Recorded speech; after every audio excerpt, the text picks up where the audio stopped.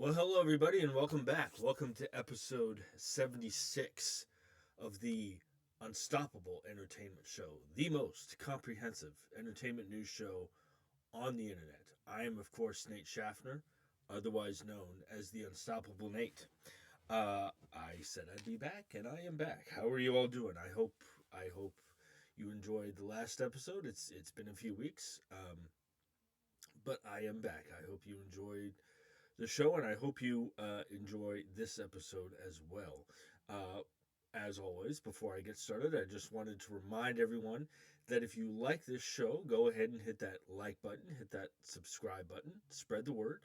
Also, if you have a comment, a question, or if you'd like me to talk about certain movies or franchises, you can email me anytime at the address listed in the description of this video. So, with all that down, as expected, uh, there is a little bit of news to talk about regarding the uh, Paramount Warner Brothers merger. Uh, so, this article is very interesting. Um, this article is on the Hollywood Reporter, published by Alex Weprin. Um, and the headline of this article reads: "The UK government likely to intervene in Paramount's Warner Brothers Discovery takeover." Okay, so this article says the UK government is likely to intervene in Paramount Skydance's $111 billion takeover of Warner Brothers Discovery. UK Secretary of State for Culture, Media and Sport Lisa Nandy released a statement Tuesday saying that, quote, "Following engagement with the parties and independent research, my department has today written to the current and proposed owners of Warner Brothers Discovery on my behalf to inform them that I am minded to intervene." That suggests that a more formal action will follow. Nandy noted that the combined entity will own Channel 5, TNT Sports, Cartoon Network, Nickelodeon, CNN International, Paramount Plus, and HBO Max, and suggested that concerns around consolidation in the on demand video market are part of her concerns. Um, she also cited that, quote, "the need for, to the extent that it is reasonable and practicable, a sufficient plurality of views in news media in each market for news media," unquote. Uh, Now, I should point out that this article was published, so I've been away for a while. So this article was published on June 30th. So Nandy said that the companies have until July 6th to respond to their concerns, uh, and they have not made a final decision as to whether the government will seek legal action. Now, so I am going to sit here and tell you I don't know if the UK government is going to intervene. All I can tell you, or if they've intervened, because like I said, I've been away. And by the way, I'm not going to sit here and tell you like I'm the fucking authority on. I just report entertainment news and what I think of it. I'm not going to sit here and like I'm not some fucking end all be all journalist that's going to go out there and tell you, you know, for certain what has happened because I don't know. But I can tell you what I think about this. This suggests to me a couple of things, and I made some notes here.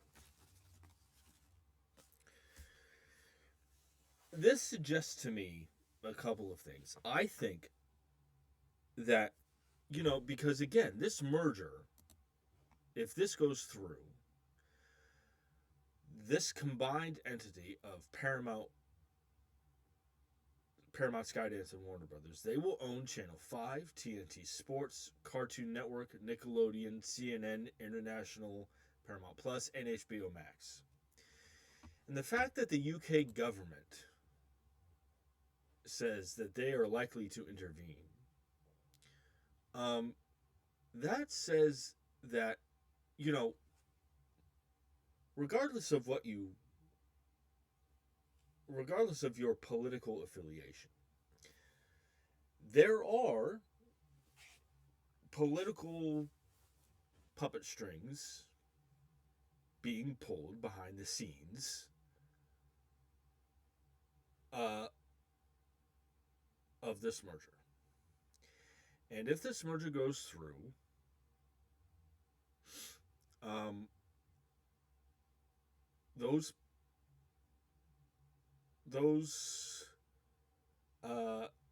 these companies that I just listed off here, you know, Paramount Plus, HBO Max, CNN International, TNT Sports, those companies would be under the control, would be under certain political control. And the fact that the UK government has suggested that they will intervene, that they might intervene, says to me that that, you know, this is going to affect not just Hollywood, not just America, but this is going to affect the world. And this is going to affect how we consume our media, how we consume our news. And this says to me that the world is wondering whether this is going to be a good thing for the world or not. And a lot of these, because these companies do business in the UK. That is a fact. And this could affect everything. Now, so nothing is, as far as of the publishing of this article, and again, I don't know anything because I haven't done my research because I've been away. As of the publishing of this article, all that's been done is this letter has been written saying, you know, we are likely to intervene. Now, in my mind, there are three possible options here. There are three possible, well, not options, but outcomes of a possible UK government intervention.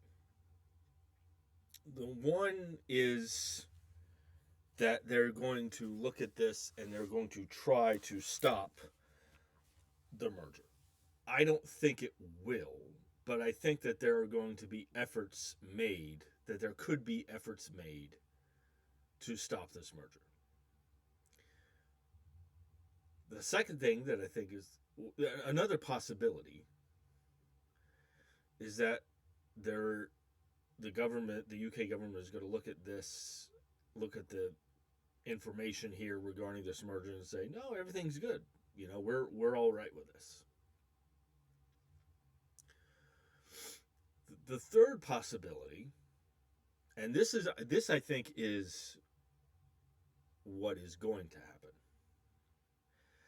The third possibility is that the UK government is going to look at all the details regarding this merger and say, look, okay, you can merge, you can have this merger, but you're going to have to sell off certain companies. You're going to have to sell off TNT Sports and CNN International and Paramount Plus and HBO Max. Because, you know, and here's the thing. These companies do business in the UK, so the UK government has every right to do this. But that's what I think is going to happen, is that they're going to look at this and say, okay, you can have this merger, but you're going to have to sell off certain companies in order for this to happen. And again, I mean, this is something that and honestly, this is something that I didn't even think about. Is that this is something that's not going to affect just Hollywood and America, but it's going to affect the world and how we consume film, television, news, and just entertainment in general. We this is getting very, very. I don't want to say scary, but questionable. What kind of a world are we living in here? And again, the fact that the UK government says that they're likely to intervene says to me that they're questioning whether or not this is a good thing. So I just wanted to talk about that for a second and bring you somewhat up to speed on news regarding the merger, that the Paramount Warner Brothers merger, at least. In other merger news, where did I put it? I have a lot of notes. Oh yeah. Um, speaking of mergers, um, there's this other article in the Hollywood Reporter that has to do with Comcast. Now, again, this article was published on June 29th by George Zalai and Alex Weprin. And this article says, in a major move that reshapes the media landscape, Comcast plans to separate into two independent publicly traded companies through a tax-free spin-off of NBCUniversal and Sky, the company said on Monday. For more than 60 years, our company has grown by embracing change and investing for the future. Today is another one of those moments, Comcast co-CEOs Brian Roberts and Mike Cavanaugh wrote in a note to staff Monday. Roberts, who controls the company, will continue to be actively involved in the leadership of Comcast and NBCUniversal, working in partnership with the CEOs of both companies, the company said. Let me see here.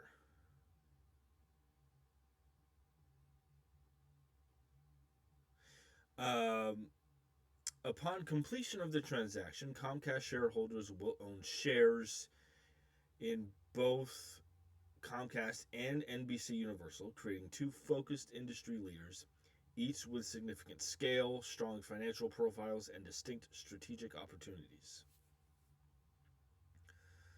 Let's see.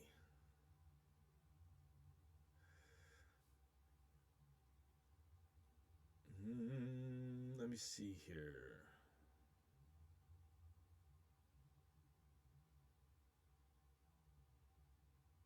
So this is the part that I wanted to get to.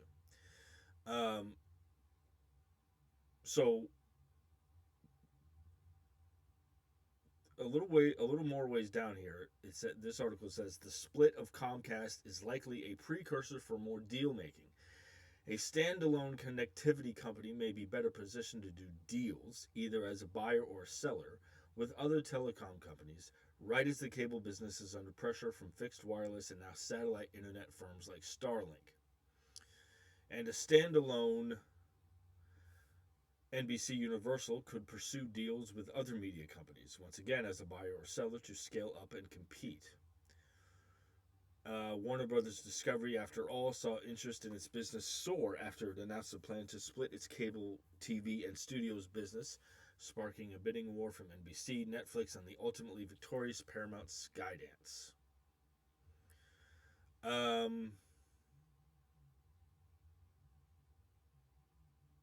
me see here. So,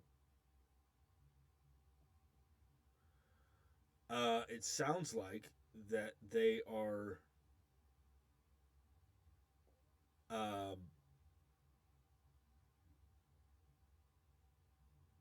splitting to separate the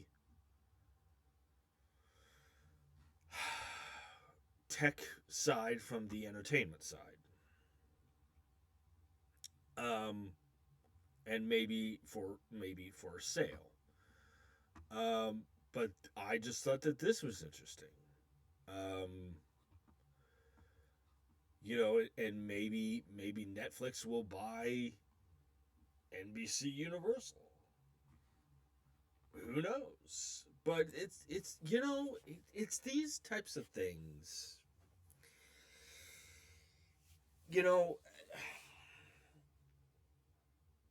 I've been watching a lot of older films and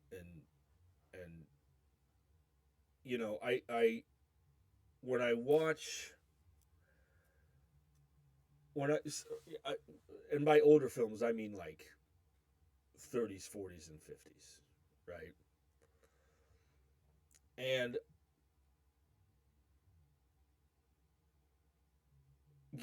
and how the industry evolved over time.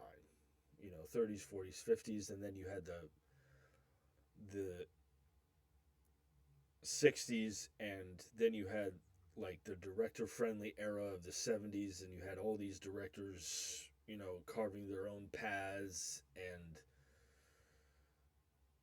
the Hollywood Renaissance. It really, and the thing that saddens me, I guess, with all these mergers and set and sales is like it's sad to see old Hollywood slip away. You know, um, I mean, I get it, because that's the nature of the beast, I guess. It's progressive way of thinking. Doesn't mean I have to like it, but I just it's this stuff is interesting. It's um yeah. So NBC Universal could be up for. I mean, maybe, I don't know, but it sounds like they could be in position. The Comcast and NBC Universal are going to split into two, possibly to sell one off. So we will see what happens with that. But I just thought I would uh, bring you guys up to speed regarding that. Excuse me just a second. I'm going to take my happy pills.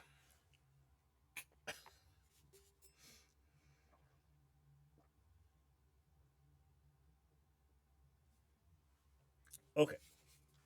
So I also like talking about this kind of stuff because, the inner workings of the entertainment industry.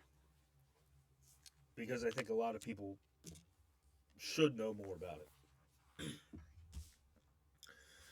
Um, so moving on here, last episode I talked about, you know, there's this new Paranormal Activity movie coming. It's going to be directed by, um, uh, uh, I'm forgetting his name.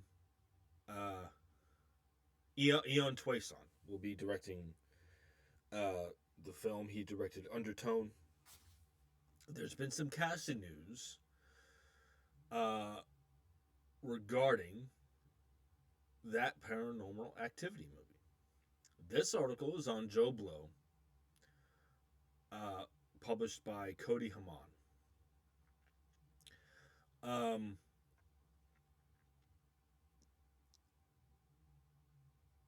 so this article basically says that Sonia Mina from Tell Me Lies is also set for a starring role in the film. I have not seen Tell Me Lies, so I'm not familiar with Sonia Mina. What I will say, and I say this all the time, is that the more casting news regarding a film or series means they're going to start filming soon. And I talked about this last episode. Considering the track record of the last several paranormal activity movies, I hope this one is really, really good.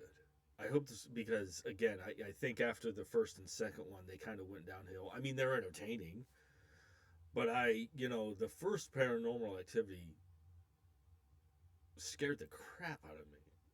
You know, and I I yeah. So I just hope this one's really, really good. Um, and given the critical reception of Undertone, I think it will be. But I just thought I would. Have you guys seen Tell Me Lies? Are you familiar with Sonia Mina? What do you guys think about this? I'm actually getting really. I'm really looking forward to seeing what this movie will be. So jump in the comment section and let me know what you guys think about another Paranormal Activity movie. Um, so a bit of sad news to talk about next. Um, you know, one of my favorite film franchises is Indiana Jones. Um, I'll say it. I don't think there's a bad one in the bunch. Yeah, you heard me right. I th- I think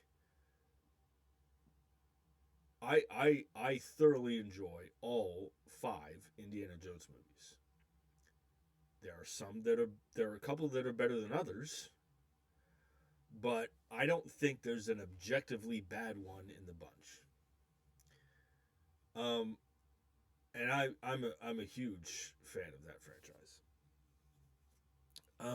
And one of the great things about um, those movies are the villains and the henchmen that appear in those films. Um, my personal favorite, and I know this might ruffle some feathers, and that's fine. My personal favorite Indiana Jones movie is The Last Crusade. And I look, Raiders is a masterpiece, and I'm not going to sit here and argue with anybody about that. But in terms of there's The Last Crusade just resonates with me on a personal level, because of the whole Indy going to find his father and then Indy completing,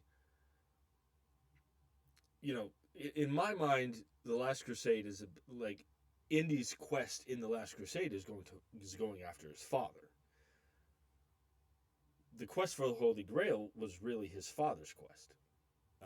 And having that relationship mended over the course of the film. The Last Crusade really, really resonates with me, and that's my favorite one. And one of the reasons why that movie is my favorite one is because of the henchman in that movie. Um, he was a character. I believe he's a. The character is a colonel or a general. I'm not sure. I apologize. But the character's name is Ernst Vogel. And for those who might not know which character I'm talking about, he's the character who uh, um, he goes on the blimp and he goes after Indy's father and he lowers the newspaper and he's like, Guten Tag, Herr Jones. And then he turns around and Indy punches him out the window of the blimp and he's like, no ticket. And then Indy there's that great fight on the tank, that tank sequence. He has the great Vogel and Indy have the great fight on the tank, which I think is one of the best action sequences ever put to film. Um, and Vogel, the character's name is Ernst Vogel, and Ernst Vogel was played by Michael Byrne. And on June 30th, Michael Byrne died at the age of 82. And, uh, you know, again, the hero, when it comes to heroes and villains, a hero is only as good as the villain. And Vogel was not the main villain, but he was a henchman, and he was great. That's a great character. I mean, it's just this, a despicable character, mostly because he's a Nazi. um, and again, I love the when he lowers the newspaper and Henry Senior is he's just squinting and Vogel's just like Guten Tag, Herr Jones, and um, the spectacular sequence on the tank and and then and then this is how we say goodbye in Germany. It's a great henchman. Now Michael Byrne also um, uh, he played Smythe in Braveheart. He played, I believe, which okay, so he played uh I want to get this right. Um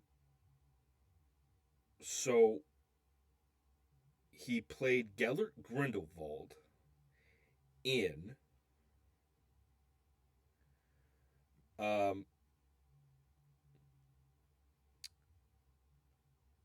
uh Harry Potter and the Deathly Hallows Part 1.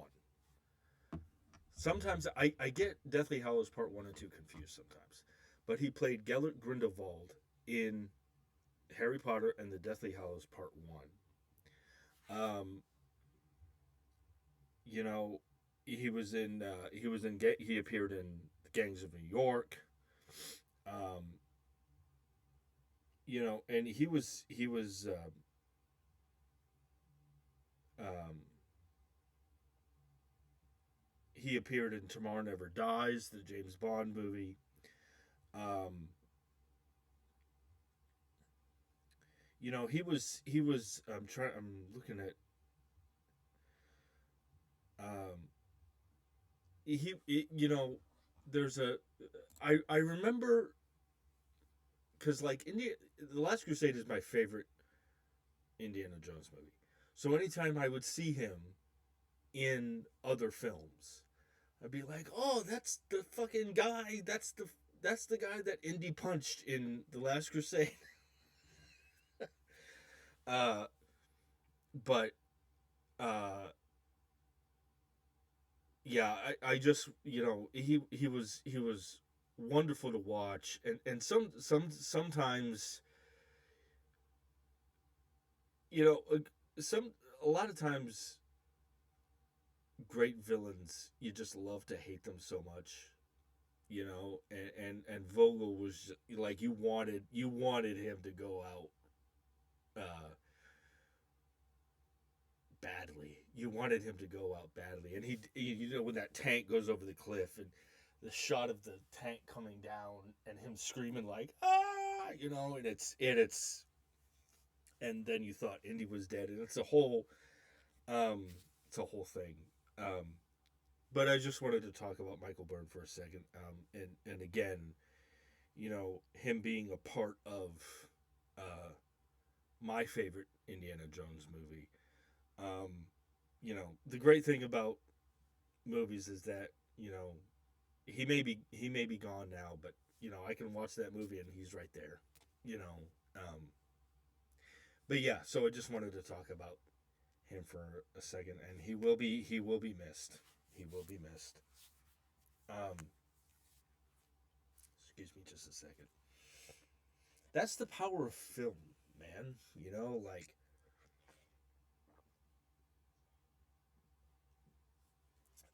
lot of times movies will resonate with you and characters will resonate with you, and then, you know. Anyway, I'm going to try to move on to something more pleasant here. Um, so, um, I've there's been a lot of news recently. Um, there's this uh, Ocean's 11 prequel. Um, that is going to be directed by Bradley Cooper. And it's going to star him as well with Margot Robbie. Um,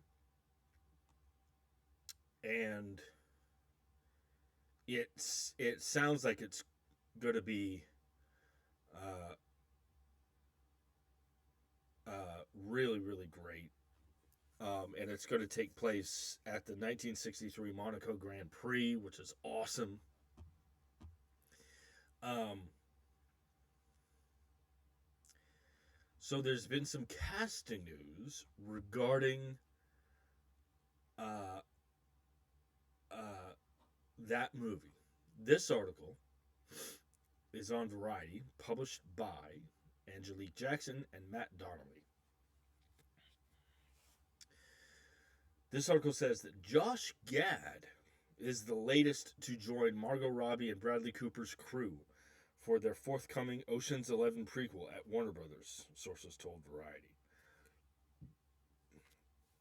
Excuse me. Gad has booked a significant role in the period heist film, the sources added, and joins a starry ensemble led by Robbie and her director co-star Bradley Cooper. Casting has been coming at a steady clip as the film heads toward production. Josh Gad is going to be in. I really like Josh Gad. He, as far as like, so there are some people in the entertainment industry that, you know,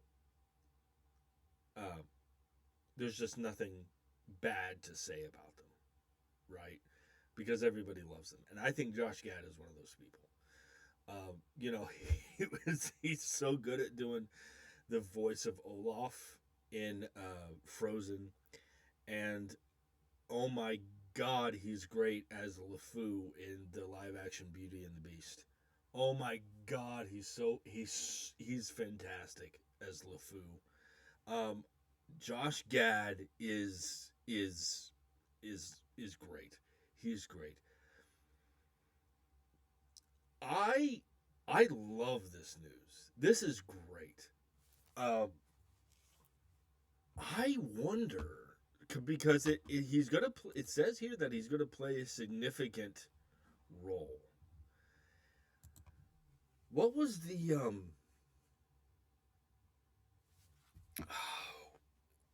there was a TV, there was a movie or a show. Um,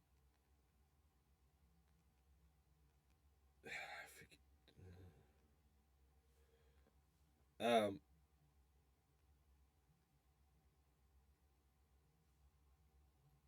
uh,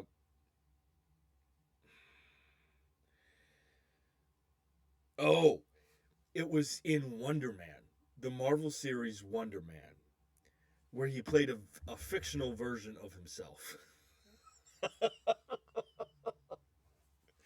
And he was great. He was fantastic. If you guys haven't seen the Marvel series Wonder Man, it's great. Um, and he played a fictional version of himself, and he's kind of a dick. He's kind of a dick. It would be kind of interesting to see him play against type and play like an antagonist in this Ocean's 11 prequel. Although, you know, do we really want that, or do we want him to be part of the team, or do we want like I I could go either way. But in Wonder Man, he played this fictional version of himself that's kind of an asshole, and it's fantastic. I would kind of like to see it would. I'm not saying I'd like to see it. I'm saying I'd like to see it because it'd be interesting to see him play more of an antagonistic character. But let's be honest, we'd all love to see him be part of that team. Maybe as a like a computer hacker or something like that. That would be cool. I'm just overjoyed that he's going to be in this film. That's awesome. That's great. So yeah, jump in the comment section and let me know what you guys think about Josh Gad having a significant role in this Ocean's 11 prequel.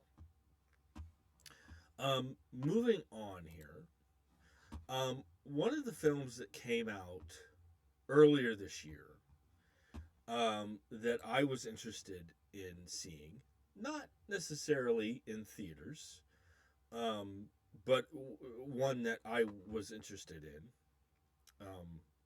was this movie Young Washington. Um, it looked really, really good, and I've heard it's decent. Um, uh, and it was a box office. It was a financial success at the box office. So it wasn't a blockbuster by any means, but it achieved financial success. And again, I've heard it's decent. Well, now and it has Ben Kingsley, Kelsey Grammer's in it. You there is news. There's going to be a sequel to Young Washington. This article, Andy Serkis is in it as well. There's going to be a sequel to Young Washington. This article is on CBR, published. When was it published? On July 5th. Let me see here. A little ways down in this article, it says Young Washington outperformed its initial projections of $15 million by earning $20.8 million for its opening weekend. This sets a record high for Angel Studios, surpassing Sound of Freedom's $19.6 million opening in 2023. Director and co-writer John Irwin has since appeared in a video shared on social media confirming that a sequel set during the Revolutionary War, dubbed 1776, is now in development.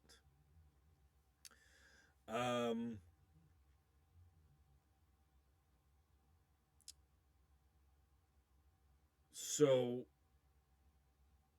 yeah. Yeah. So that's good. So it's going to take place during the Revolutionary War and probably lead into George Washington um, becoming president and going into the White House. I mean, it wasn't the White House at the time, but everybody knows it as the White House. This is kind of, it's pleasantly surprising to say the least, because I don't, not to say, well, it's pleasantly surprising because um, I don't I don't know if they were originally planning on doing a sequel.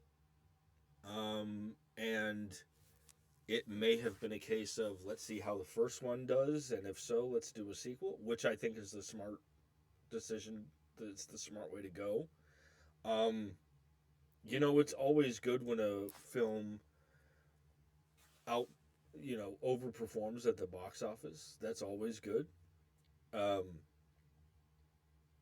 um, and it would be you know, I am interested in seeing young Washington, and I will probably be uh, this 1776 movie is it's got my interest as well. It's pleasantly surprising because it's like, oh, I didn't realize you guys were going to do a sequel, and maybe you weren't at first, and now you've chosen to do one, which is great. This is great news. The young Washington outperforming at the box office, and now there's going to be and again, as um, my mother is a huge American history buff. I am not. I know enough. Uh, but there's there's when I saw the trailer for Young Washington, I was like, oh, I didn't know that. And I'm sure that there will be things in this sequel that I didn't know. So that's a big reason why I'm interested in these in Young Washington and this 1776 sequel. Um, so I'm looking forward to this. I've heard Young Washington is good, and I'm looking forward to seeing the sequel. So jump in the comment section and let me know what you guys think about a sequel to Young Washington. Uh, for now, it has the title of 1776. That may change, but yeah. So let me know what you guys think. Okay, so this next bit of news is a little disheartening. Um, for those who don't know, um,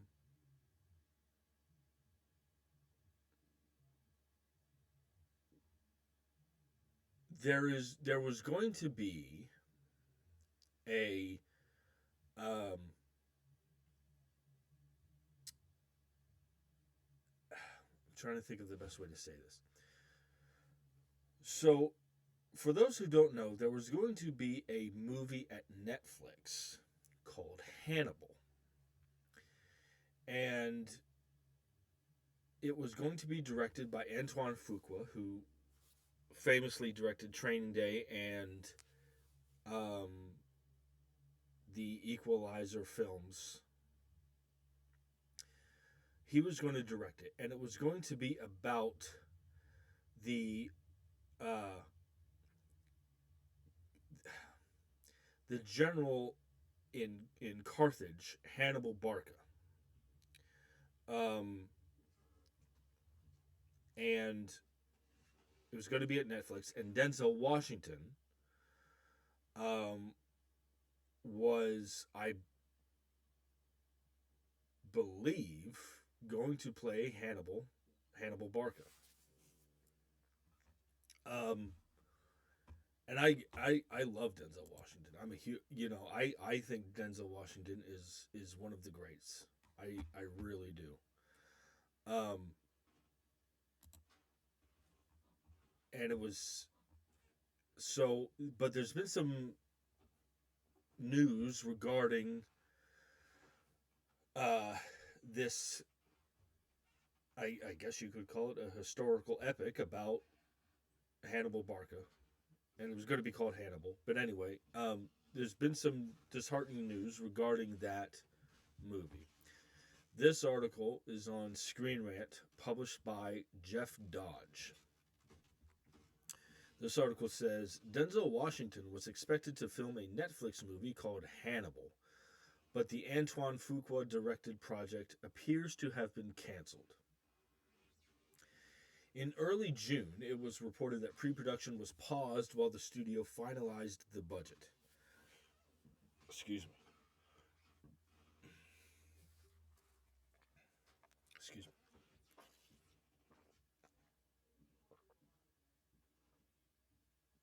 Um, At the time, the hope was that all issues would be resolved so that filming could get underway in the latter half of 2026. Before the hiatus was announced, the filming locations were being finalized and the casting process was ongoing. However, plans have now changed. Cinematographer Robert Richardson told the Playlist that Hannibal, Antoine Fuqua's film about Carthaginian general Hannibal Barca, would not move forward. The director of photography had been attached to Hannibal for a few months, but 2 weeks ago, quote unquote, it fell through, he added, via Deadline. He says,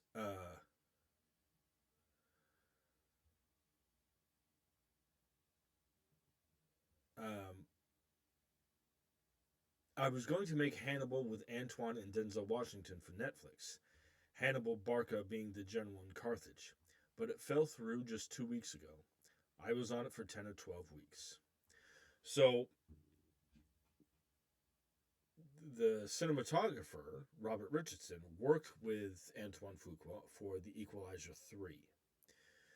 Now, Antoine Fuqua and Denzel Washington have worked together numerous times. They did the Equalizer films, all three of them. Training Day, The Magnificent Seven, which I actually thought was pretty good. The Magnificent Seven remake in 2016. You know, so this Hannibal movie appears to have been canceled, and I have to say this this sucks. I mean, I kind of I miss historical epics. Um, I think um, I mean, and it sucks because like it's Netflix. Like they have all the money in the world, apparently. You know, um, and again, I miss historical epics. I think we live in an era now where, unfortunately, audiences want instant gratification. They want they're not patient. You know, I think audiences now there's a sense of epicness about historical epics, a sense of uh, scale and scope, and I love those movies. I love historical epics, and we I wish they would make a comeback.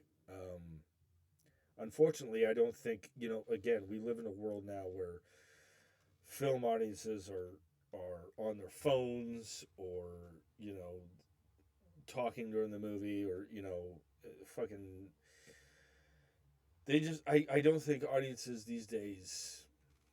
I mean, I know I do. I can speak for myself, but I just don't think audiences have the patience. Like he, my sister and I were talking about the Russell Crowe movie Gladiator, directed by Ridley Scott, which I fucking love. I fucking love Gladiator. I have not seen Gladiator 2, but I fucking love Gladiator. And we were talking about how much we love that movie, and I wonder um,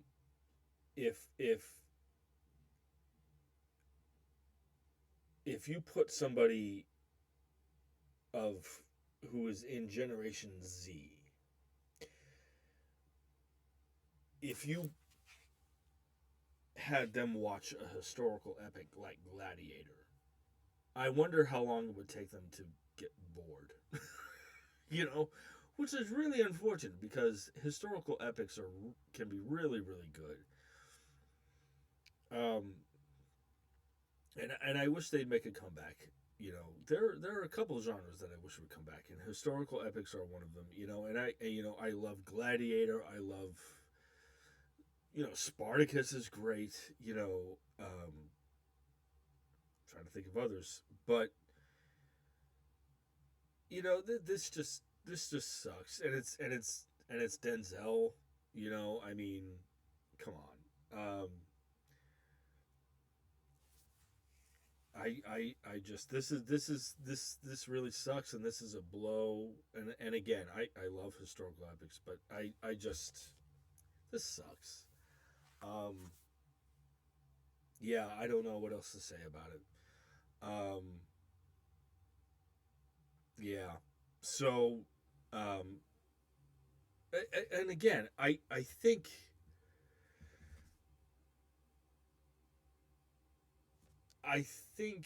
historical epics have unfortunately gone the way of the western, because I think nowadays modern film audiences, and by modern I mean today's film audiences, they just unfortunately don't have the patience for those kinds of movies anymore, which is unfortunate because those movies can be most of those kinds of movies are really really good. But anyway, this really really sucks. This is kind of a blow. I was really looking forward to seeing this movie. So jump in the comment section and let me know your thoughts on this Denzel Washington Hannibal movie being canceled. Okay, so let's see here. Moving on. Oh, there's more news regarding the Ocean's 11 prequel movie. Um, Let me see here. This article is on Joe Blow, published by Steve Sag. Um, and this article uh, reveals more casting news regarding this movie. Um, this article says among the new additions are the German Luxembourgish actress Vicky Krieps from Phantom Thread, Hot Milk, and The Dead Don't Hurt, George McKay from 1917 and Captain Fantastic, Lauren Ridloff from Eternals and The Sound of Metal, Omar Sy from Lupin, Jack Holden, and Josh Gad, who I previously mentioned. Lauren Ridloff is great. Jack Holden. I like him. Omar Sy. I'm a big fan of Omar Sy. He's wonderful. He was in The Killer. He was in Shadow Force. I'm a big fan of Omar Sy. Um, so yeah, so Omar Sy, Vicky Krieps, George McKay, Jack Holden. This cast is coming together, and I have to say I'm really looking forward to it. So jump in the. I just wanted to give a brief update on the casting news regarding that. So let's move on to this. So one of my favorite, I guess you could say entertainers, is Dwayne the Rock Johnson. Um, I was a big fan of him. I used to. I always say I grew up watching him as The Rock on WWF, and he was big back then. And now he looks like the guy that ate The Rock. He's huge. He's awesome, and he's really um, he really kind of opened the door for professional wrestlers turned actors. Um, you know, he used uh, professional wrestling as a springboard to other endeavors, which I think is great. Um, you know, and it's clear to me that wrestling and acting are his two passions in life. And uh, he's become quite a serviceable actor. Um, you know, I remember, you know, the Scorpion King movie, which came out in 2002. Um, that was his first starring role, and it wasn't a very good movie, but it was enough of a financial success to launch his career. And I've seen most of the movies that he's been in the theater. You know, I saw the Rundown with him and Sean William Scott, which is so good. The Rundown is so good. Walking Tall, which is um, and you know, I I think the best Fast and the Furious movies are the ones with him in it. You know, uh, as Luke Hobbs. Um, you know, and he got a lot of buzz and probably should have gotten an Oscar nomination for this movie that he did with Emily Blunt called The Smashing Machine. Um, you know, and Black Adam. The problem is, I th- I used to think, and I hate saying this because I love the guy so much. I'm such a huge fan of him. As an entertainer, as a wrestler, as an actor. I used to think that he was one of the last real movie stars uh, in entertainment. And you know, I said this on my last episode, and I don't know if I communicated it very well, but I believe there's a difference between a movie star and an actor. Um, Movie stars, I think, are people who people will go see whatever they're in, regardless of genre. Actors, um, I'm trying to think of the best way to say this, but m- movie stars put butts in seats. Actors, I'm trying to think. Sorry, um, actors really hone their craft and um, they're responsible for the character. Movie stars um, rely on their name alone carries weight. Um, Actors kind of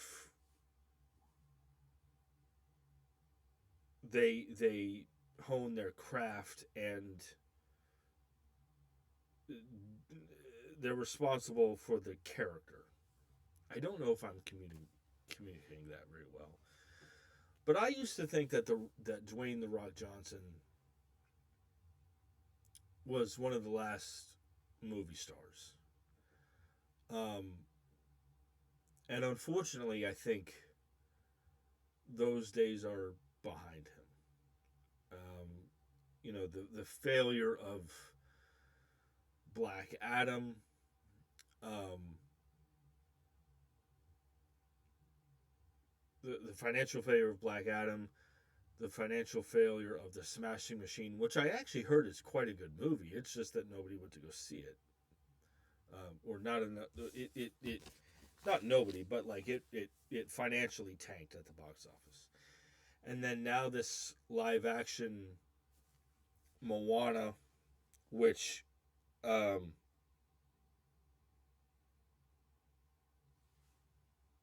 it could lose up to $100 million for the studio. Um, yeah, I think the days of him now. I want to go back to the movie star versus actor thing for a little bit. I think there are actors and actresses who are a combination of both. Like Tom Cruise, I think is a movie star, but he's also a great actor. Like a movie star use their name alone carries weight. Actors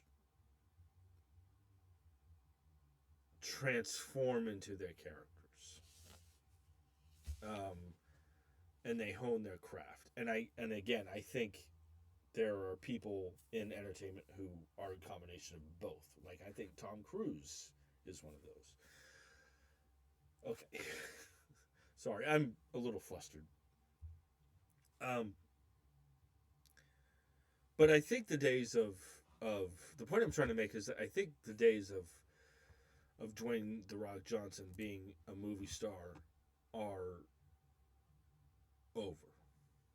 Now that being said, I am and always will be interested in um, his next film endeavor, just because I'm such a huge fan. Now, I a lot of people think he should have gotten an Oscar nomination for the Smashing Machine, which I still have not seen. I would like to, um, because I love Emily Blunt and I love Dwayne Johnson. So, um,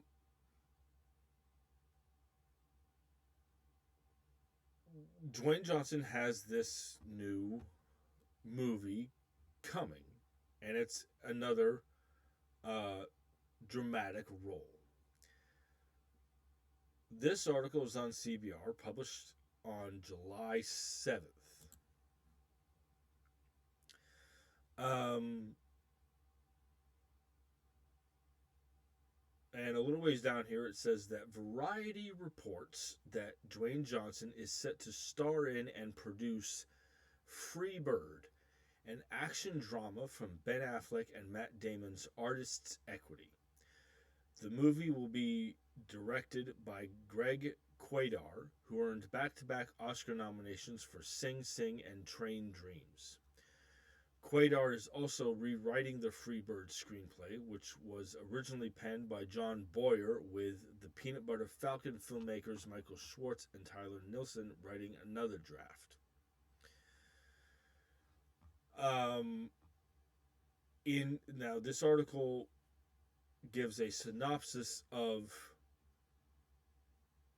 um, the film. In Freebird, Dwayne Johnson will play a Las Vegas motorcycle stuntman with dementia. He hides his diagnosis from everyone, including his own brother, intent on following through with one last jump before retirement. The logline notes that the story examines and confronts the mind's vast mysteries and the beauty and power of asking for help before it's too late. This sounds really, really interesting. Um, this idea of an entertainer living with mental health problems and hiding that from people, or not necessarily like hiding it from people, because if he tells someone, then they might not let him go through with this one last stunt. This sounds really interesting. Now, I want to talk about this because I'm always an advocate for I try to my best to raise awareness for mental health issues because I live with mental health issues myself. This idea of a motorcycle stuntman hiding his dementia diagnosis from everyone so he can follow through with one last jump before retirement.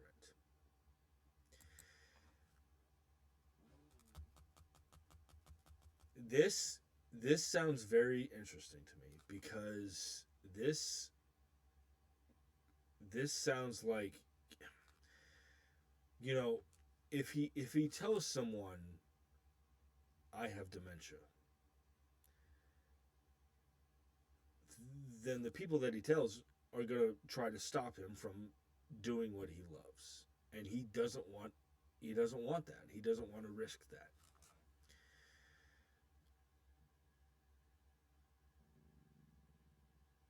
And dementia is one of is such a severe health issue. I feel that if you tell someone that you have dementia, then every conversation you have becomes about that instead of like I can understand um if you have a mental health issue, you don't want to tell people because want you don't want people to look at you differently. I can understand that. And that's what makes this interesting to me. Like this idea of a motorcycle stuntman living with dementia, but he doesn't want to tell anybody because like I have to do this one last jump and I'm going to do it and I'm going to hide my issues so that I can do it and then I'm going to be done. That's interesting to me, and I can get behind that. I like that, and plus, like Dwayne Johnson playing a motorcycle stuntman, that's awesome. That's awesome. But I love this idea of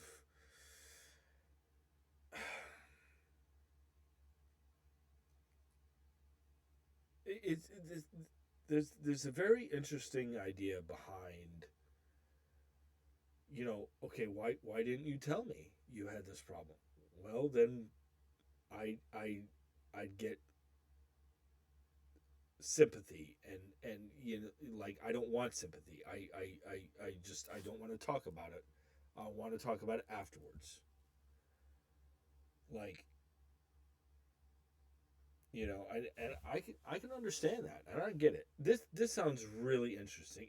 And by the way, I have to say, I love Dwayne the Rock Johnson has done a really good job of um,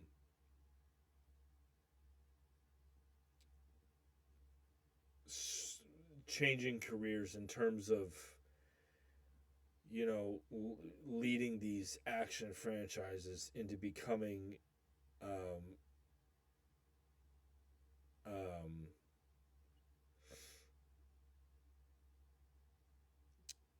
a dramatic actor.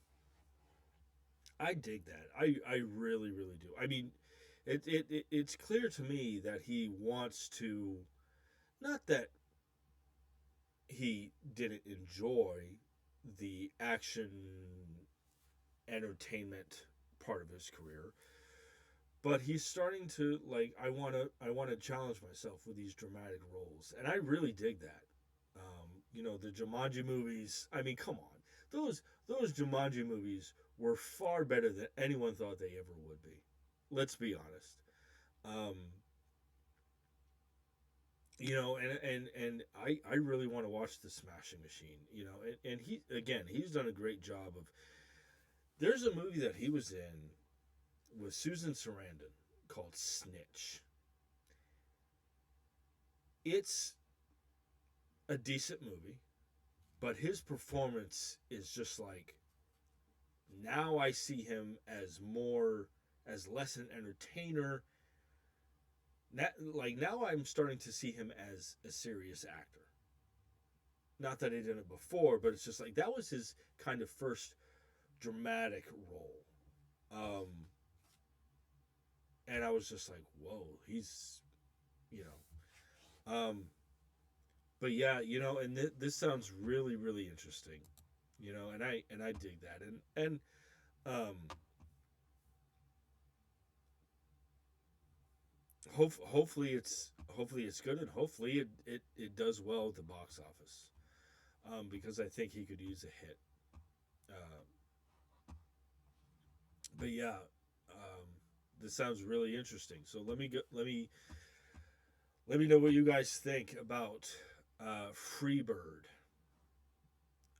Okay, so one last thing I wanted to talk about. So, uh, I talked in episodes prior about this monster horror movie starring Brie Larson called Skeletons. Um, and I love horror movies. Monster horror, supernatural horror. I'm a huge horror fanatic. Um, and there's been and this sounds the Skeletons movie sounds really, really good. Uh, and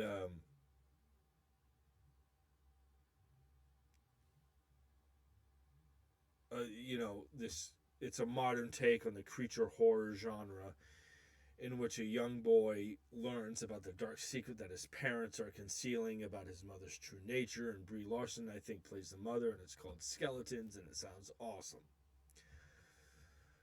So there's been some casting news regarding Skeletons. Um, Let me see here.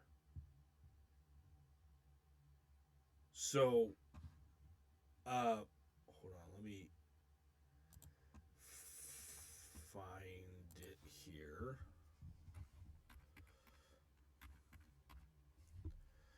Hold on just a second. Sorry, I lost. Okay, here it is. This article is on Deadline, published by Justin Kroll. This article says John Goodman has joined Brie Larson in the Sony Pictures thriller Skeletons. J.T. Molnar is directing the pick. The film, like I said, the film is a modern take on creature horror movies told from the perspective of a young boy who slowly begins to discover his beloved parents are hiding a disturbing secret about his mother's true nature. John Goodman. John Goodman is one of my favorite actors ever. Now, of course, I grew up watching him on Roseanne. Um, he's wonderful. Um, he was in this movie called Always, which was directed by Steven Spielberg. It starred Richard Dreyfuss, and he's great in it. Um, obviously The Big Lebowski. Um, he was in Flight with Denzel Washington. He even did the voice of one of the Transformers in one of the Transformers movies. I forget which one. He was in this Kevin Smith movie called Red State, I think. He's awesome. I fucking love John Goodman. Now,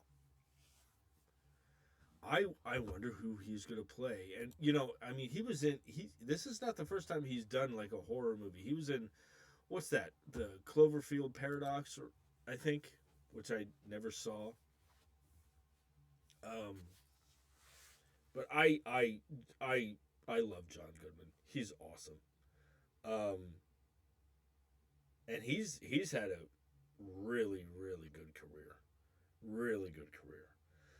Um, the Flintstones movie. I don't know why that just popped into my head. I wonder if he's going to play Brie Larson's dad. That could be cool. That could be really, really cool. So yeah, I just wanted to talk about that for a minute. John Goodman being in this horror movie called Skeletons with Brie Larson, and I love Brie Larson too. She's great. She's fantastic. So yeah, so that will do it for this episode. I will be back sometime next week, and I'm probably going to do 2 episodes next week as well. I don't know when, but I will be back.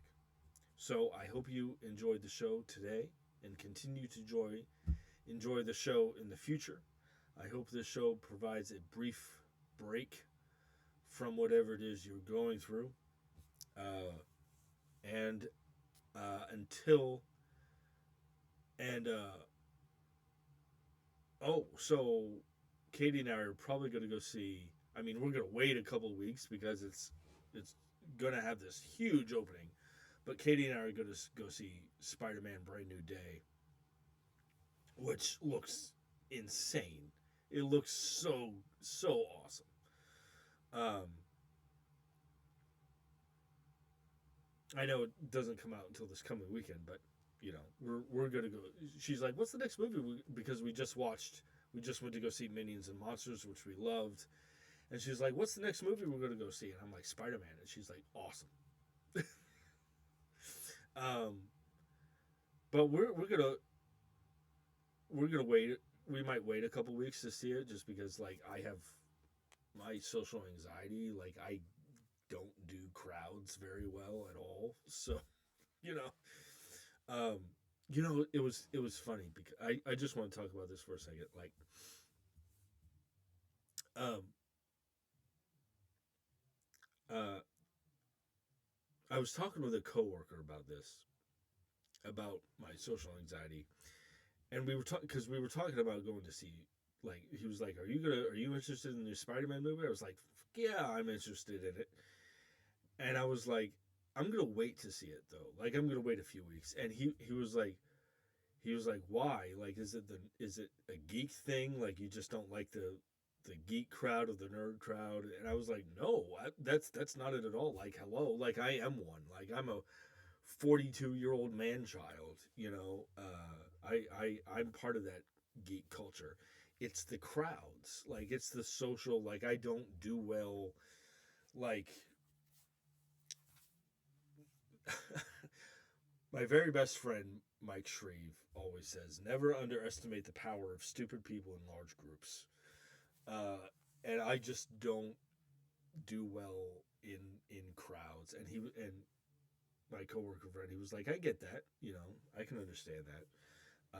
But yeah, so yeah. Um, but that'll do it for today. And until next week, I will see you at the movies.